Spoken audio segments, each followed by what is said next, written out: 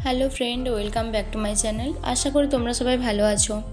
আজকে আমি রেডি হয়ে নিচ্ছি কারণ আমি একটু বেরোবো আজকে। অনেক দিন হোস্টেলে থেকে থেকে কোথাও যাওয়া হয়নি, সেই জন্য ভীষণ বোর লাগছিল। তাই আমি ভাবলাম যে আজ সন্ধ্যেতে একটু বাইরে কোথাও ঘুরে আসি। আর আমি বাইরে ঘুরতে যাব, তোমাদের সাথে শেয়ার করব না, সেটা কি হয় কখনো বলো? চলো তোমরাও দেখো আমি আজকে সন্ধ্যেতে কোথায় ঘুরতে যাচ্ছি।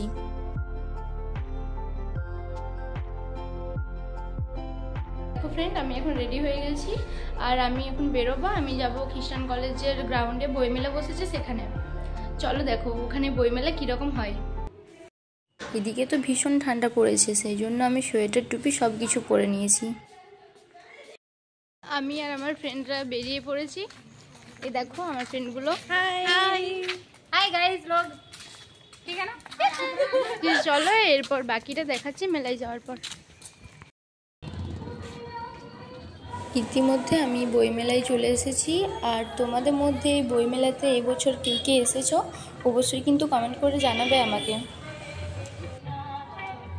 বইমেলায় এসে প্রথমেই আমরা চলে গেলাম যেদিকে স্টেজ করা ছিল। আর এই স্টেজটা করা হয় বাচ্চাদের প্রোগ্রামের জন্য। এখানে সত্যি বাচ্চারা কিন্তু খুব ভালো প্রোগ্রাম করে। তারপর চলে গেলাম বই দোকানগুলোর দিকে। বইমেলাতে যেহেতু এসেছি বই তো কিনতে হবে বলো। আরেকটা কথা তো তোমাদেরকে বলাই হয়নি, আমাদের বাঁকুড়া জেলার মধ্যে যতগুলো বইমেলা হয় তার মধ্যে সবচেয়ে বড় বইমেলা হলো এই খ্রিস্টান কলেজের গ্রাউন্ডের বইমেলা। এই বইমেলা এখনও 10 দিনের মতো থাকবে। তোমরা যদি কেউ আসতে চাও তাহলে অবশ্যই আসতে পারো।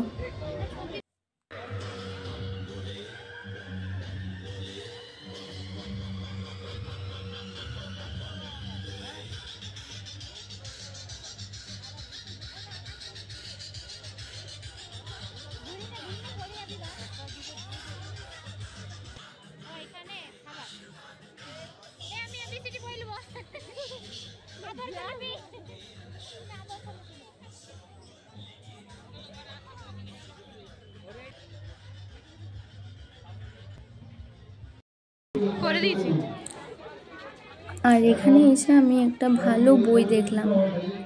বইটা হচ্ছে ভারতীয় রাজনৈতিক বিষয়ক।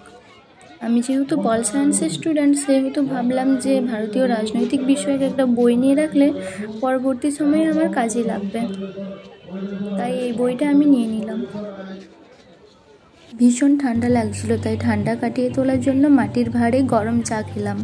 চাটা কিন্তু দুর্দান্ত ছিল।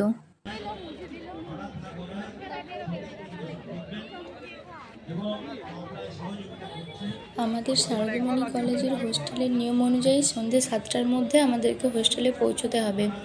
সেই জন্য আর বেশি দেরি না করে বইমেলাকে টাটা জানিয়ে চলে এলাম। ফাইনালি আমরা কলেজে পৌঁছে গেছি। আর এটা হচ্ছে আমাদের হোস্টেল। আমরা এই গেটটা দিয়ে যাচ্ছি না, এখন এইদিকে আরেকটা গেট রয়েছে, সেই দিকে হয়ে যাব। আর এই দেখো আমি খাবার নিয়ে এসেছি। একটু দেরি হয়ে গেছিলো বলে ওখানে খাওয়ার মতো টাইম পাইনি। আর একটু রান্না করতে হবে আজকে, কারণ আমাদের হোস্টেলে তো ভাত দেয়। আর আমি ভাবছি রাত্রে ভাত খাবো না, সেই জন্য রান্না করার জন্য কিছু জিনিস নিয়ে এসেছি। ফাইনালি আমি ড্রেস চেঞ্জ করে ফেলেছি, এরপর আমাকে রান্না করতে যেতে হবে।